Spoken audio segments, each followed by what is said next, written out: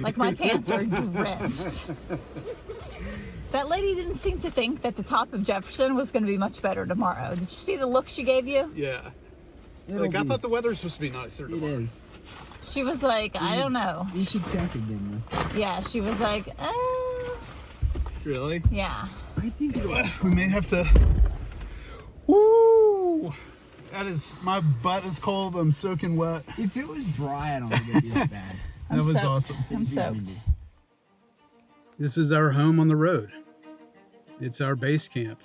That's its job. It lets us stay longer in the places we love. Most of the things that we drive towards are the things that we want to get a closer look at. My wife and I met in college, working on our degrees in biology. We still can't walk past things without wanting to understand them a little bit better.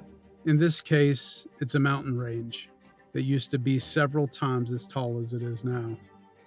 Land masses collided, mountains rose, and 400 million years of water and ice reduced it to about 6,000 feet of the boulders and weather you see today.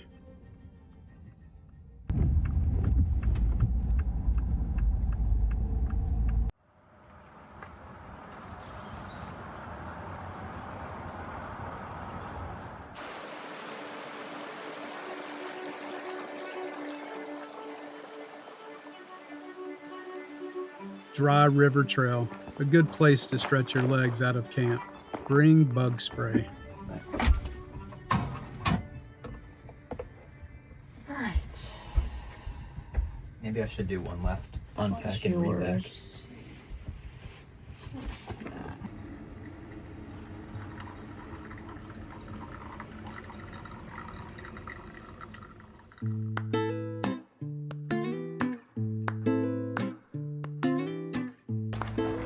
No road up this one, no train. We started from the bottom.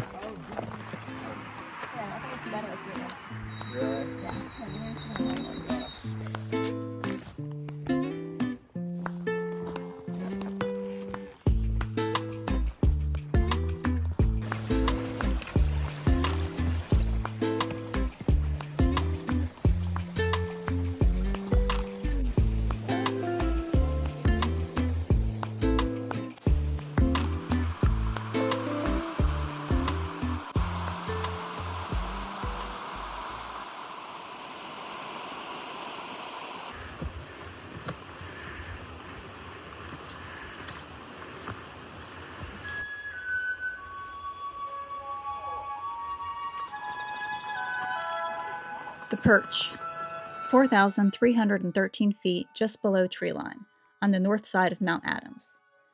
There's been a camp on this exact spot since 1892, a birch bark shelter built by a pathmaker named J. Rayner Edmonds. It stood for 46 years until a hurricane took it out in 1938. It was rebuilt on the same ground 10 years later. The Randolph Mountain Club has looked after it ever since. They're a volunteer nonprofit founded in 1910, back when logging and fire had destroyed most of the trails on this side of the range. They rebuilt them and never stopped. About 100 miles of trail and 4 camps, almost entirely by volunteers. A caretaker walks up every evening to say hello and collect the overnight fee, and that's what keeps these camps open. There's a large 3-sided lean-to that accommodates 8 people, 4 tent platforms so nobody's hunting for flat ground in the roots, a composting toilet which someone manages by hand. There's no plumbing at 4,000 feet, and having a privy this high is an absolute luxury. They've got a wash pit for dishes so that the food doesn't end up in the brook. Water comes from Cascade Brook about 50 yards down the path. There's no fires up here, stoves only. The no fire rule isn't arbitrary. A century ago, commercial logging left dry debris all over these slopes, and sparks from steam engines triggered massive, devastating forest fires. Pretty clean. There's just a lot of flies hanging out, but they won't bother you. Are they gonna go up your bed? No. And she's filming. Did you want to bite of this? No. I'm gonna eat this one.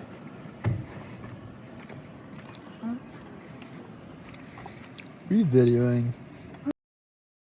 That's the outro to the video. I promise you will not be posting that video.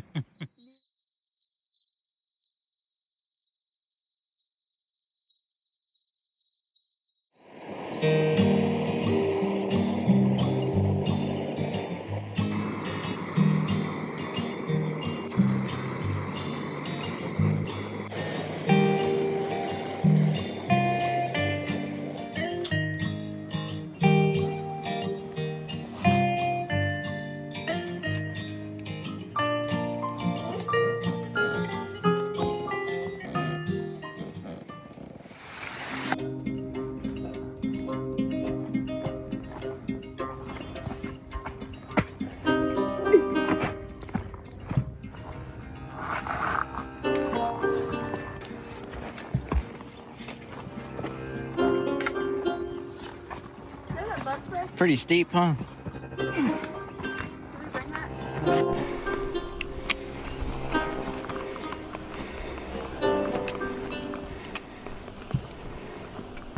Leaving out of the Perch is 1,400 feet from camp to the top of Jefferson. And you're out of the trees and in the wind for almost all of it.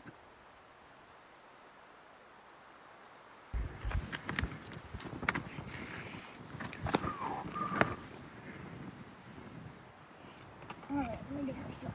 Oh!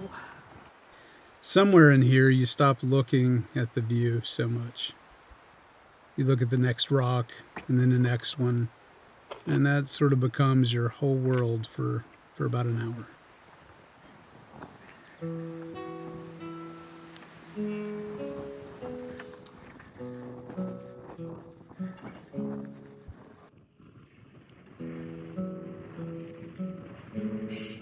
I'm bleeding.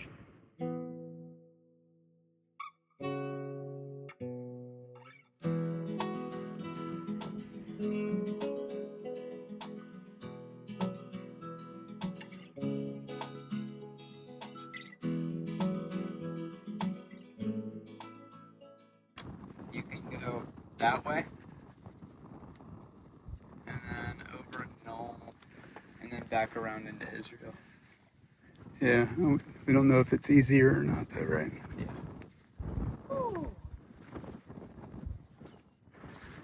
All right, let's go back this thing. You actually want to? Let's get it done. Let's hit it.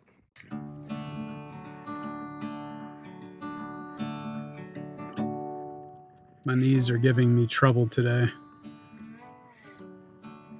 Almost to the summit.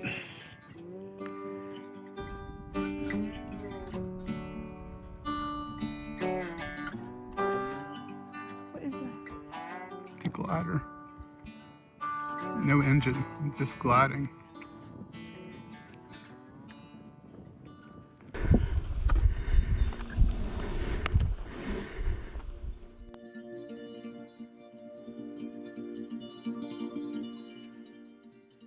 Do you know how the peaks in the Presidential Range got their name? Well, it all happened in one day in 1820.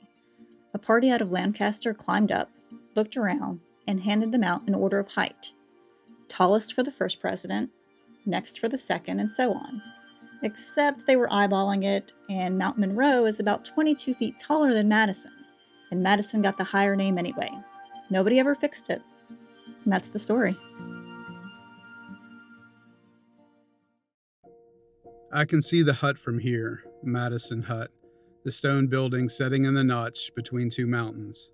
That's when I truly understood what the rest of the day was going to be like. All downhill, all rock, mostly loose. And now getting back to the truck, it was going to be Poles doing most of the work from here on out. We made it to Madison Hut, a great place for a needed break. Hot soup, fresh bread, and friendly smiles.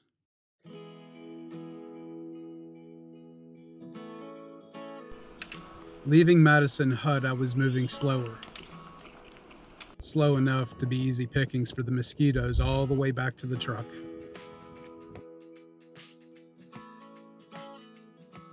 I don't climb mountains the way I used to, but I'm still climbing them.